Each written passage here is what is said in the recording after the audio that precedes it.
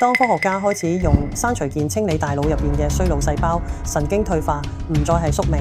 你有冇諗過點解我哋可以換心臟、換腎臟，但係偏偏換唔到記憶？咁因為腦入邊嘅衰腦細胞咧，一直以嚟都係唔死唔走嘅存在嘅。阿爾茨海默患者嘅大腦入邊，衰腦細胞就好似生鏽咗零件咁，唔再工作，但又霸住個位，不斷釋放炎症因子，侵蝕周圍嘅健康神經。而家就一種叫 Senolytic 嘅療法咧，就係正喺度改寫遊戲規則。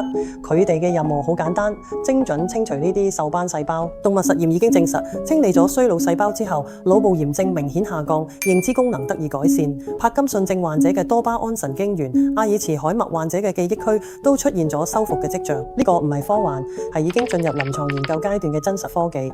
最冷嘅科技，往往守護住最暖嘅人性。延緩啊，神經退化啊，咁延長個唔止係壽命啊，更加係記憶、係尊嚴、係一個人完整嘅一生啊。咁咪真正嘅衰老唔係身體老化，而係當一個人認唔出自己最愛嘅人，記唔起自己係邊個。醫學嘅終極使命唔係令人活得更耐，而係讓每一個靈魂都能夠清醒咁活到最後。